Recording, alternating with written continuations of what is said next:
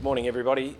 Damian Harris is my name from Mills Oakley, and I'd like to welcome you all here on behalf of Green's List and pay a special thank you to Michael for putting on another exemplary breakfast at a very reasonable cost, and we get our CPD point and a lovely breakfast as well, plus some terrific insights into the wonderful world of tax and the interaction with family law. And I think it says a lot about the quality of our speakers and the subject matter today that we've got such a good turnout and of some of the most high profile and highly regarded family law practitioners in the audience. So thanks very much for making the effort to come along, everyone. I made a decision fairly early on that I was never going to be a tax lawyer, and I think that might have something to do with the fact that my eyes often glazed over in the lectures with Professor Wainsheimer out at Monash Uni back in the late 1980s, and I sometimes regret that decision because I'm sure whilst family lawyers are all very well paid, I'm pretty sure tax barristers are on another scale altogether. Indeed, I celebrated 23 years in practice this year, and I recall as a young lawyer calling an eminent tax barrister at the behest of my then principal to get some advice, and I said to him when I finally got hold of him, look, Mark's asked me to give you a call. We need to know what you'll charge us to answer 3 straightforward questions. And he said, well, I know Mark well. My normally hourly rate's $1,200, but what about as a favour to Mark, I'd charge you $900. And I said to him, $900? Gee, that's a bit steep, isn't it? And he said, no, I think that's pretty reasonable. Now, what's your third question?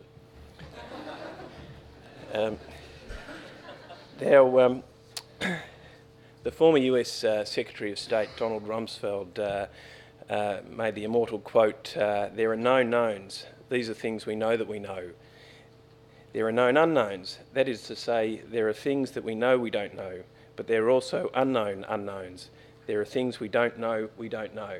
Now, I'm sure this morning, regrettably, we're going to find out a few more unknown unknowns in the world of tax insofar as it impacts upon family law.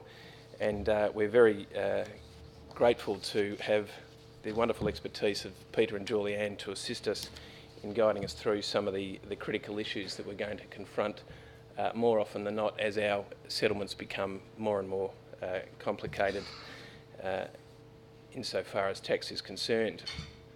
Our first speaker is Peter Crofts, a member of Green's List, and who no doubt is known to most of us in the audience. Peter was admitted to practice in 1982 and he signed the Victorian bar roll in November 2001. He's since established a real niche as a barrister practising in family law with the ability to inject his considerable expertise from an accounting and taxation background.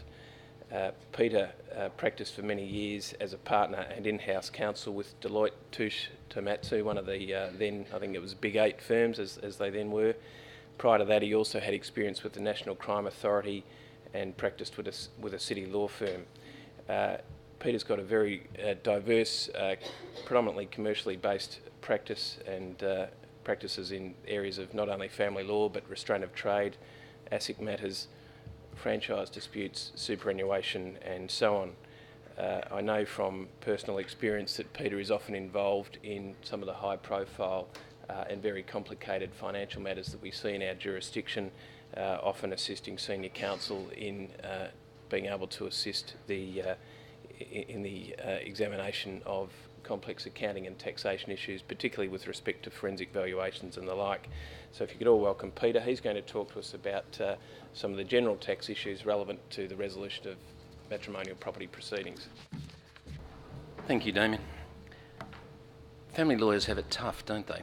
They've got to know about employment law. They've obviously got to know about family law. They get caught up in franchising. They have to be able to deal with business valuations. And despite Damian's nice disclaimer, they've really got to understand their tax.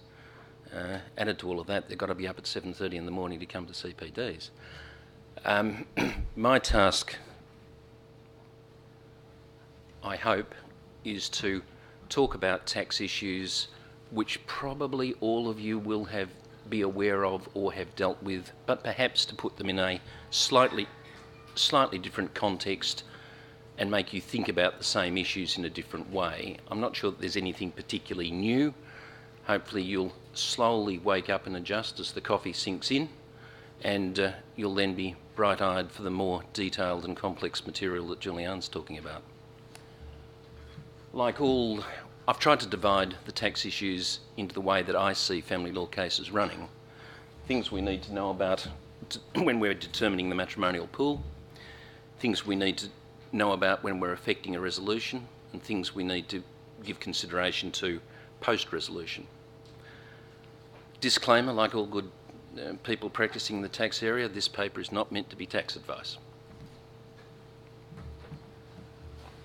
Things to think about in considering the matrimonial pool: tax refunds or assessments, valuation of tax losses, and CGT. Really, these are all about understanding how the tax system works. For those of us who are employed, we get our paycheck every week, fortnight, month, and the tax has been deducted. For those running their own business, when they fill out their quarterly BAS return, there is a prediction of what they will earn, and tax is assessed and paid at the same time. PAYG, pay as you go. But it's assessed on last year's earnings, the last tax return you filed.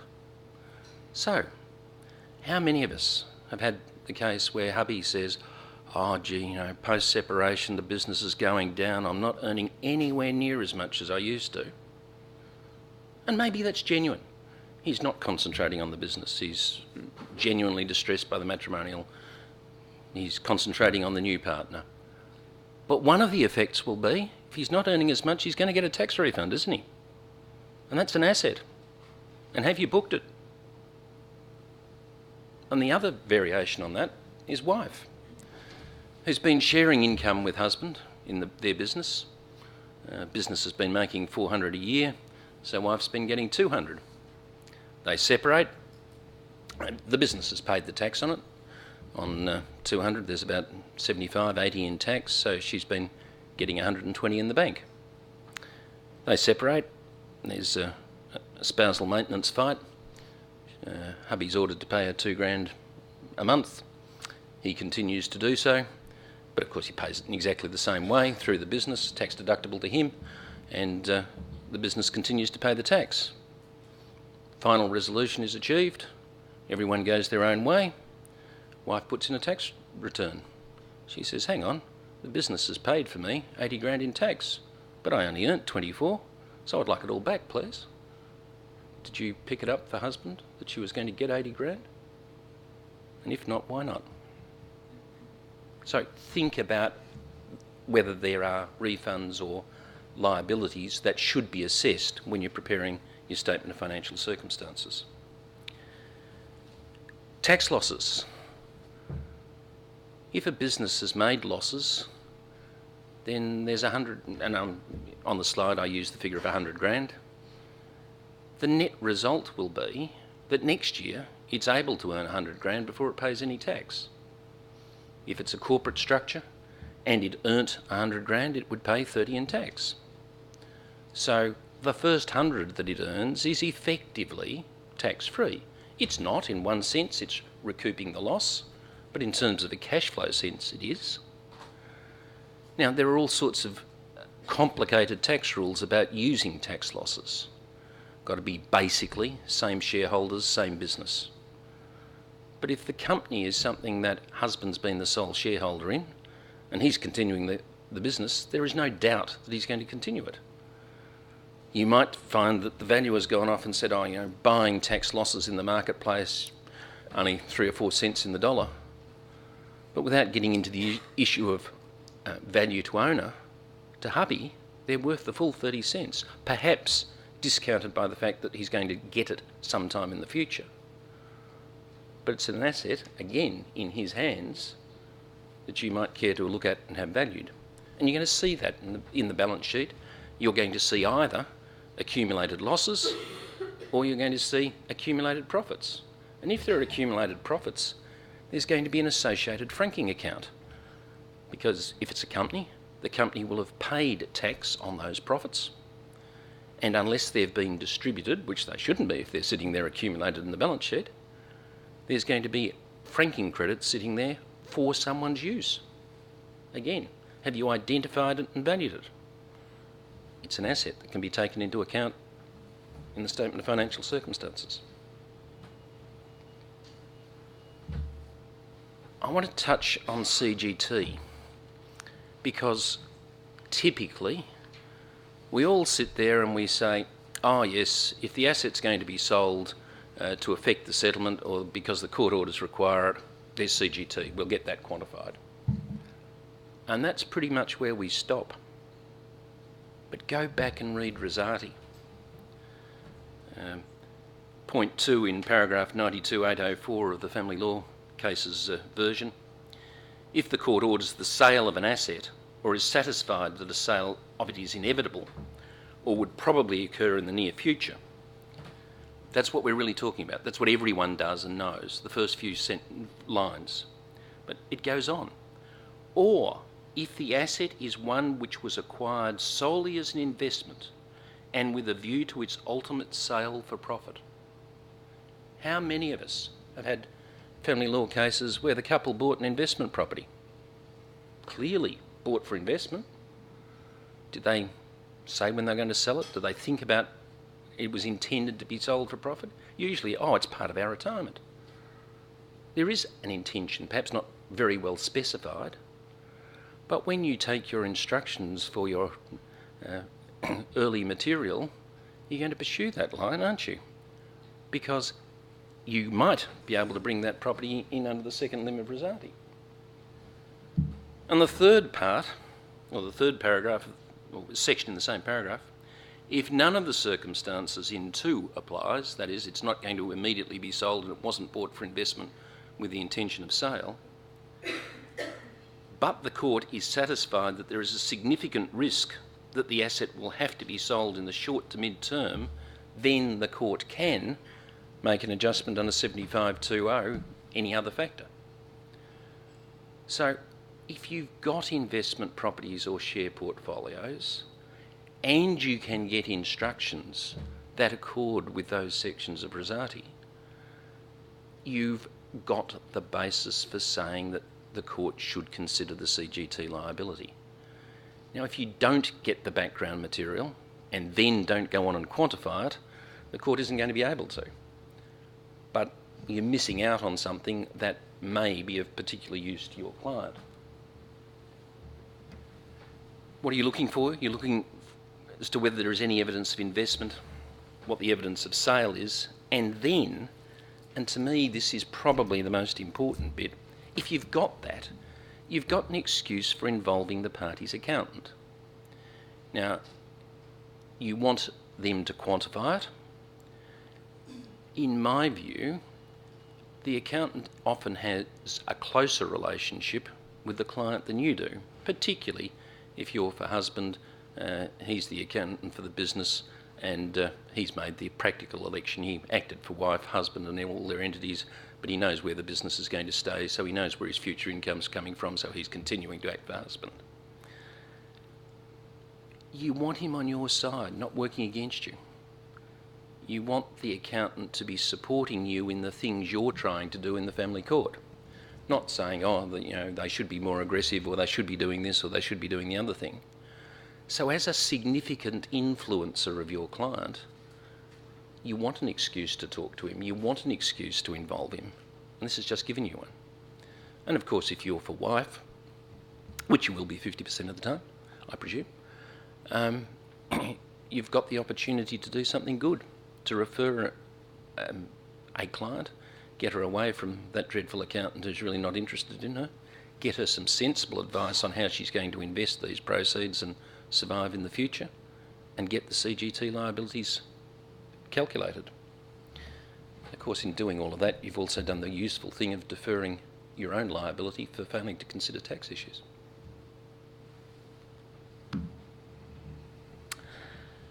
Let me move to issues relevant to resolution. I've only dealt with income tax, CGT and GST in the paper. I haven't dealt with all the other imposts, flood levies and so forth that might be around and relevant. I'm not touching on income tax or tax consequences from companies or trusts, because they raise the real issue of Division 7A, and Julianne will do that so much better than I. Let me start with GST. Normally we don't think about it terribly much, but again it goes back to understanding how tax works. GST only applies to businesses, to enterprises. So if we're dealing with private assets, it's not relevant. But if my wife buys me a beautiful antique leather couch to put in my chambers, very sensibly, she gives me the receipt to show me how generous she was in my Christmas present, but I, of course, give that to my accountant and claim the GST because it was an expense incurred in my business. When I move floors in Owen Dixon and move to a new sparse white set of chambers where the antique couch doesn't fit, I upset my wife by selling the couch, and of course I pay GST on the money I get from the couch. Should we split and my wife say to me, "Peter, I really want that couch, I'd put a lot of effort into that," and I give her the couch, then it's a disposal. It's a private disposal, so there's no income tax. Forgive me, the 5 of 2006, I think, the ruling is in the paper talking about no disposal in matrimonial circumstances doesn't count at any event. But what does count is that I've claimed the input tax credit. When I bought the couch, I claimed the benefit. I'm supposed to go back and adjust my tax return because now I've disposed of it without claiming or admitting to the tax I should have collected on the disposal. Now, this raises, in an indirect way, the problems of self-reporting.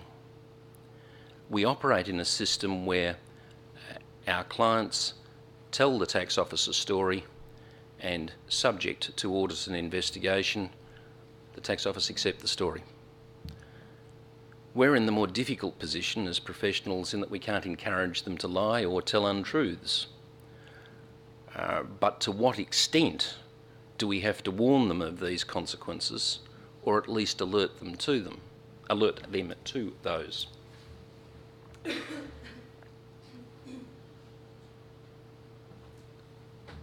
GST is one example. Is it really necessary to raise with your client, "Oh, well, if you're doing this, there could be some input tax credits"? I think it probably is on GST. That way you've covered yourself and there's a line in your letter. There is the old one from the Tax Measures No. 4 Act. You appreciate that the exemption from CGT for the matrimonial home is based on it being your residence. When husband moves out, it ceases to be his residence. The exemption no longer applies to his interest in the home. Now, normally it doesn't make terribly much difference because he moves out in January and we settle in the next January and there hasn't been terribly much increase in the property price or any real issue, and in any event it's only half of that increase that could be subject to tax. But if it's been rezoned or it's been a very long time between, there could be a significant increase in the value of the property, therefore a significant capital gain, and half of that no longer has the exemption applying to it. We don't deal with it because we say, "Oh, there's rollover relief," and there is, transferring from one party to a marriage to another, so it passes under the board. And then 5 years later, the wife sells the home. Of course, she will fill out her self-reporting form saying, "This is my home, it's my residence, I claim the main residence exemption, no CGT." But if it were investigated, the extent to which the property had increased whilst husband was not living in it was a capital gain. it rolled over to her, and she gets to pay tax on it when it's sold. Again, do we need to raise these sorts of issues? The final one, but only because it was the subject of an accounting note that ran around many family law practitioners a year or two ago. Most of us draw terms which transfer an asset, or say that the parties hold these things on trust pending compliance with these orders or terms. Well, there's an argument that that's a disposal to a trust. A disposal to a trust is not CGT exempt. So that disposal is subject to CGT. If I draw the terms these days, I don't have that in there. I wasn't really sure why we did it, except everyone did it. These are examples of where tax is complicated. I've never heard of the Commissioner ever enforcing any of those issues, but it's a decision that I think you as practitioners have got to be aware of and make. On CGT rollover, you appreciate, of course, that it's really the taxing of a profit. If you buy an asset and sell it at a gain, it's really being put that that's a profit. That profit is then added to your income from other sources and taxed. So there are issues that can be played with where the wife perhaps is going to be on a low income and we've got capital gains that we want to distribute. Well, let's give them to her because she will pay less tax on them than if they go to the husband on a high income. There are also ways of minimising capital gain. There's the personal exemption that applies to 50% if it's in your own name. There are the small business exemptions. If it's an active asset, something the business is using, then you can apply a 50% exemption on top of the one you've already had, so you're down to 25%. If you then are transferring it for use in retirement, you can take another 50% off, so you're down to only paying 12.5%, or paying tax on 12.5% of the gain. Why is that important? Well, for those of you who listened to the first part of the presentation and said, gee, I'm going to go off and quantify all these capital gains and put them in, on the other side, you're going to turn around and say, yes, but have you applied any of the relevant exemptions to reduce the amounts that are actually being taxed? Don't accept, Your Honour, that there's 100,000 capital gains tax. Really, if he did these things, all of which are available to him, it would only be 12.5.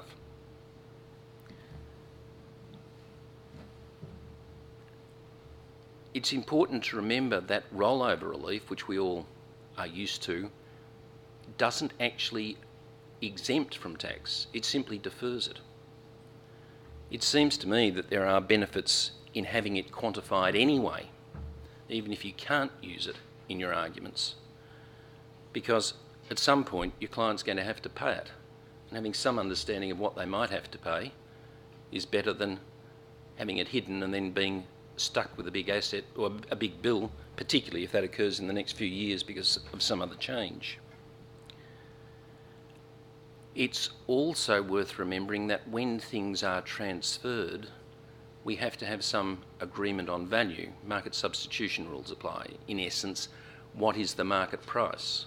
Where there have been arguments about value, it is, in my view, useful to actually quantify what you've agreed the value to be, because otherwise, at some point in time, someone's left with coming back saying, what was that value? And all you've got's a disputed range.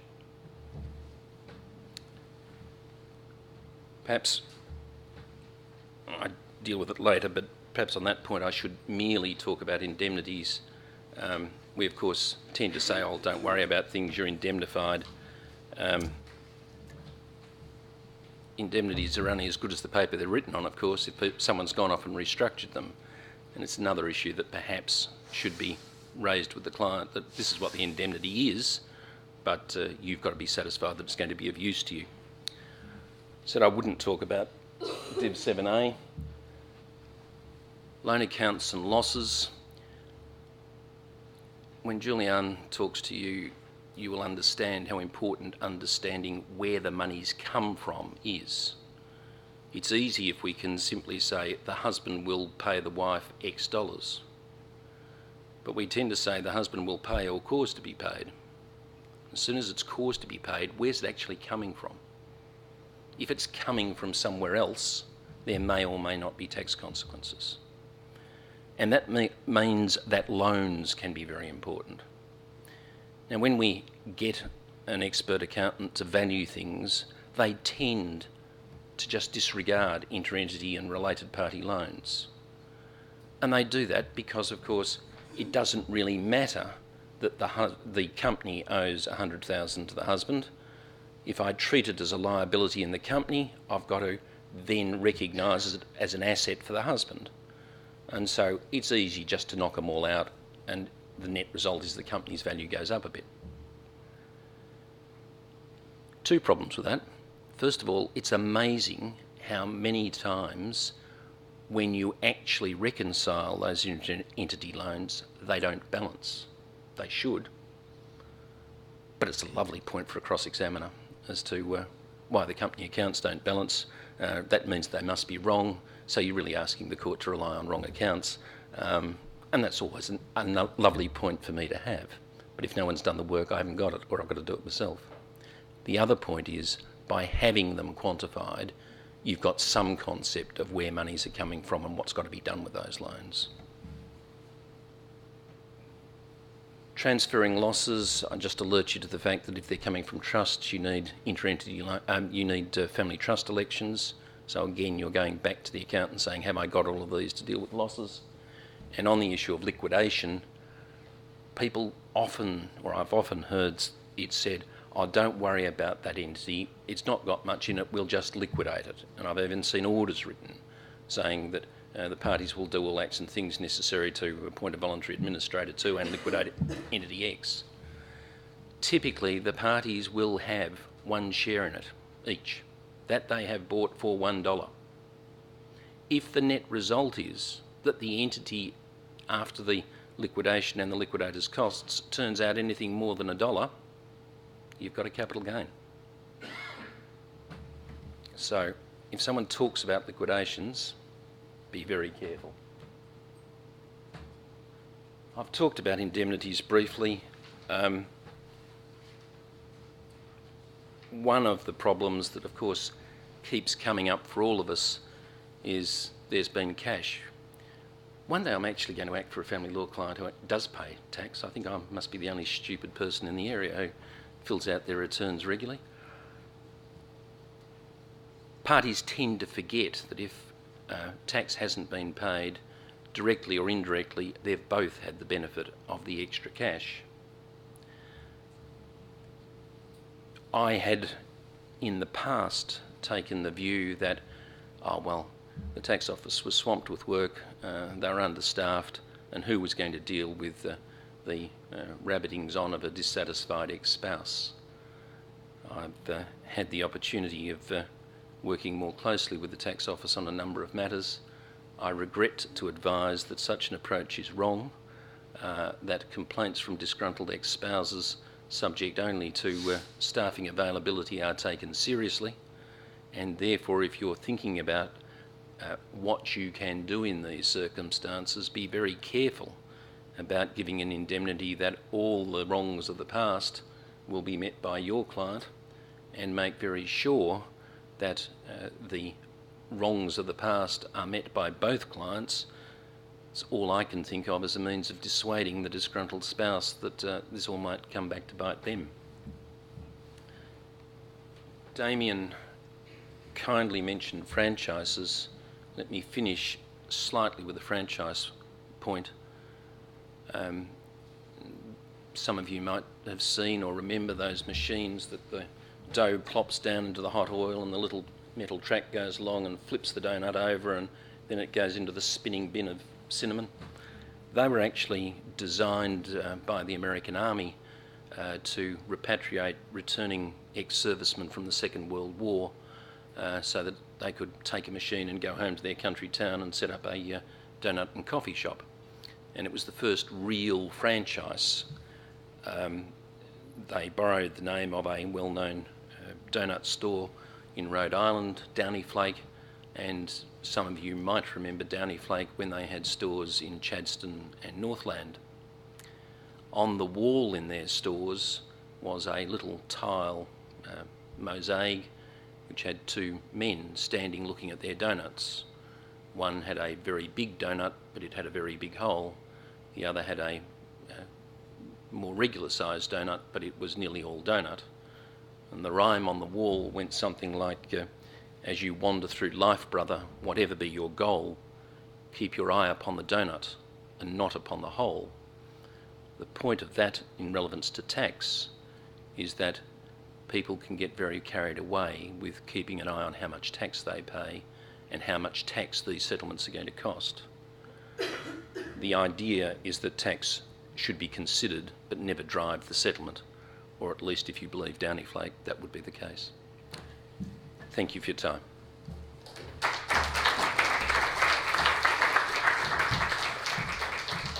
Thank you, Peter, for a great presentation, and yes, it's one of my father's favourite quotes as well. He's often reminded me of that. We will shortly break for a coffee break, but we probably have some time for some very quick questions if anyone has any questions they'd like to ask of Peter. Peter, I have one question, and that is in relation to the second limb of the Rosati ratio, if you like, regarding the quantification of capital gains tax. Where the parties have acquired a property for investment purposes with a view to reselling, how problematic does it become to quantify the likely gain, gain and therefore the likely tax if, for example, the evidence is that the property may not be disposed of for several years? And in your experience, what is the court's approach to that issue? It clearly is problematic. All you can really do is say, if the property were sold now, this is what the capital gain would be, and these are the exemptions or reductions that would be available. What is the court's approach to it? In the last 4 months, I've had Justice Bennett take it into account as a 75-0 factor on 2 occasions. Because no doubt you're beholden to the vagaries of the market and so on in the intervening years.